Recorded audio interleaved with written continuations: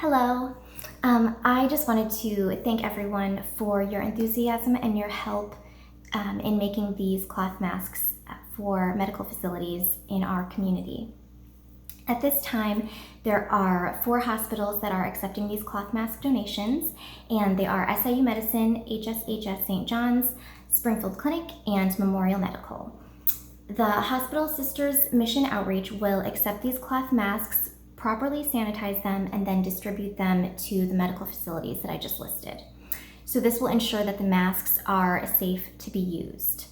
The Hospital Sisters will accept these masks beginning Wednesday, March 25th from 1 o'clock to 4 o'clock, and then collection will continue Mondays, Wednesdays, and Fridays from 1 o'clock to 4 o'clock until Friday, April 3rd.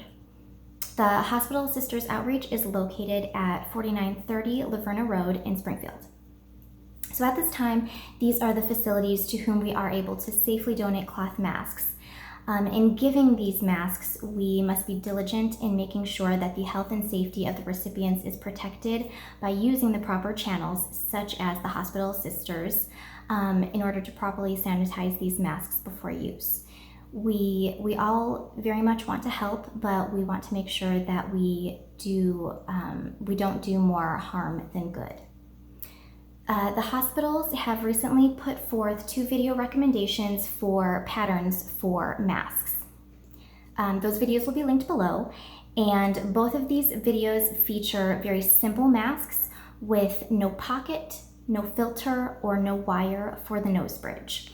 Both videos do recommend using 100% cotton fabric with a tight weave for the outer layer, and one video recommends using a knit fabric for the inner layer, and the other video recommends using a flannel fabric for the inner layer. If you do not have access to the knit or flannel fabrics, it may be still acceptable to use the 100% cotton for both inner and outer layers. When you are making your cloth masks, please make sure that you are using a different color fabric for the outer and inner layer. The reason being is that you want to differentiate between the inside and the outside of the mask, so that if the wearer if they take off the mask, they can put it back on in the correct orientation. So the measurements that are listed for the inner layer and outer layer of fabric is a 6 by 9 inch rectangle for a larger adult size mask, and a 5 inch by 7.5 inch rectangle for a smaller child size mask. We do not know who will be utilizing these donated masks, and we will defer to the medical facilities to make that determination whenever they receive them. So keeping that in mind, it may be helpful to make masks of different sizes to fit different head shapes. For the straps of the mask, you will need either 2 pieces of 7 inch long, 1/8 inch or 1/4 inch flat elastic strips, or you may use 2 pieces of 2 inch by 40 inch fabric strips, or you may also use a 1/2 inch double fold bias tape. You will also need all-purpose thread, a sewing machine, an iron, and scissors. You may also hand sew these masks if you do not have access to a sewing machine. Obviously, it will take longer if you choose to take that route. So I will go ahead and go through the steps of how to make both of these different masks that the hospitals have recommended, and you may choose whichever method works best for you and for the materials that you have available to you. So with that, I will go ahead and get into the tutorial. The first mask that we'll be making is the mask, and this is a 6 by 9 inch rectangle, so this would be the larger size adult mask, and this will be the mask that utilizes the fabric strips for the straps on the side. So the first thing that we're going to do is sew across with right sides facing. We're going to sew across the long ends of both sides using about 1/4 inch seam allowance. So I will go ahead and start sewing a couple stitches, do my back stitch, and continue sewing. And once I get to the end, I'll do a couple back stitches and cut my threads. So I'm just going to repeat that on the other side.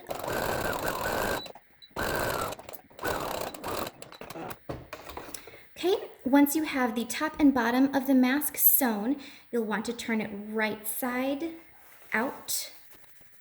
And you can go ahead and take this to your ironing board and press it so that you have crisp seams. The next thing that we're going to do is add the pleats along the shorter side of the mask, and you can do that by just placing the width of the mask underneath your presser foot and just make a small, maybe about 1/4 of an inch, maybe a little bit bigger pleat on the side, and then you can just start sewing down the raw edge.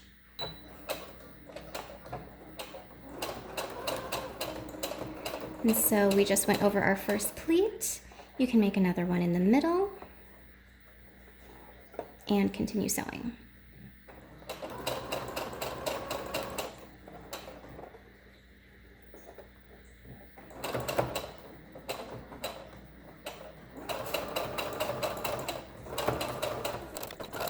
So we have our pleats on this side, and then you'll want to make the pleats on your other side. And you do want to make sure that the pleats are going in the same direction.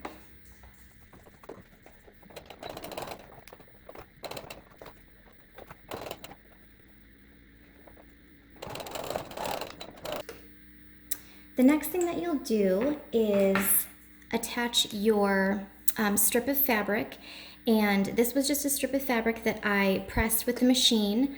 I went ahead and took the 2 raw edges and pressed them to the middle. So what you'll do is you will find the center, place that to the center of the mask, and then you will encase these raw edges in the fabric.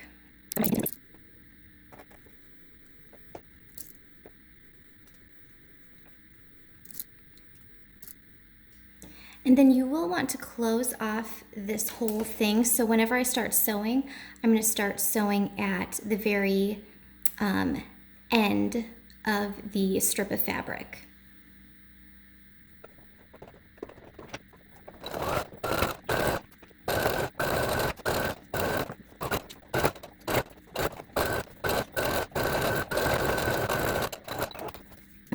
So that is one side sewn with that strap, and then all you have to do is sew your other strap onto this side of your mask and you will be all done.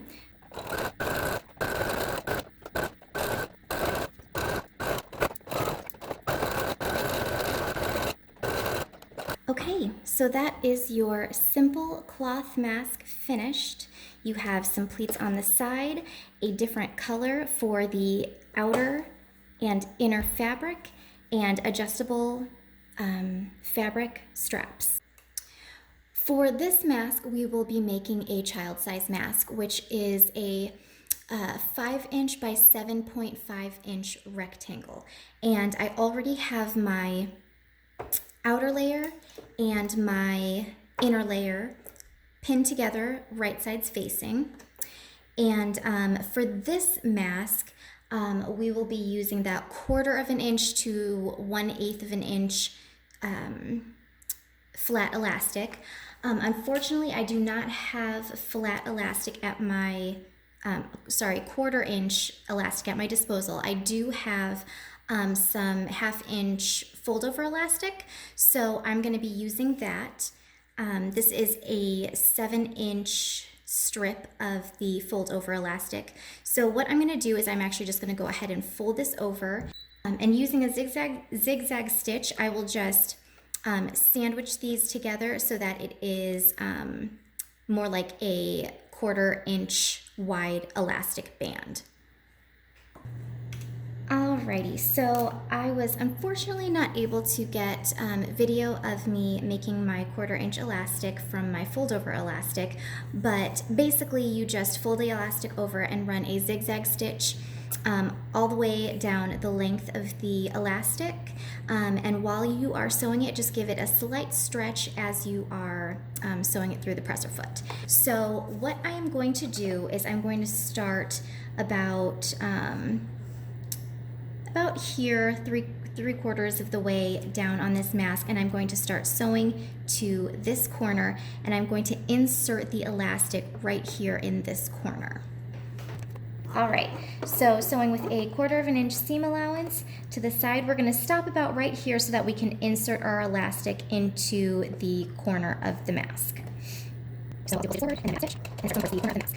Once we start getting close to this corner of the mask, I'm going to take my 1/4 inch elastic. I'm going to go ahead and lift up the presser foot and insert it into the very corner so that whenever we do our straight stitch over it, it will catch the end of the elastic. I'm going to go ahead and continue sewing, and I'm going to go back and forth across the top of the elastic a few times just to make sure that stitch is reinforced, because we don't want that elastic popping out. So now I'm going to go ahead and turn my mask and start stitching down this side, stopping about right here to insert the other end of the elastic into the corner. So I'm just going to move this elastic out of the way so it doesn't get caught. Okay, so once we get here, I'm going to go ahead and put my presser foot up and then insert this elastic into the corner. And then, like we did with the other elastic, we're going to go ahead and sew over it a few times just to reinforce it.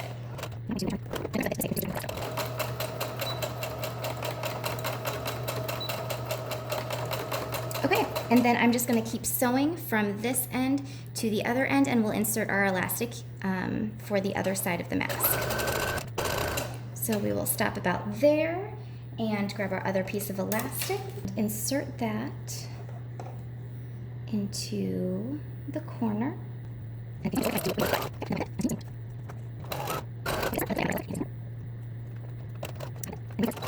Now I am going to leave this area open, and then we can go ahead and turn the mask right side out through this little hole.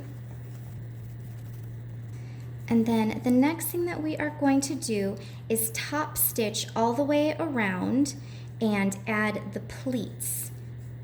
I will go ahead and pin this opening here where we had pulled the mask right side out.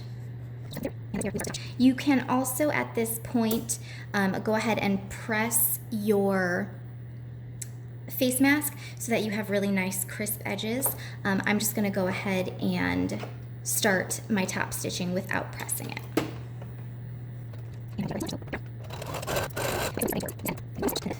And this is where you will do your pleats. So we will do 3 pleats on each side.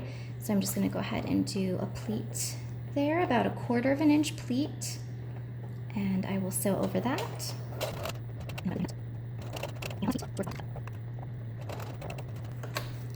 Okay, and then you'll just continue around to the other side. When you are doing this side, make sure that your pleats are going in the same direction as the other side. So this will have to go this way. You can also put your pleats in while it's outside of the machine and pin it.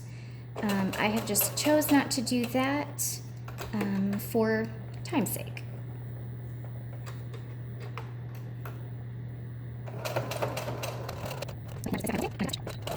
And then you have your child size face mask with elastic straps. And that is the face mask complete.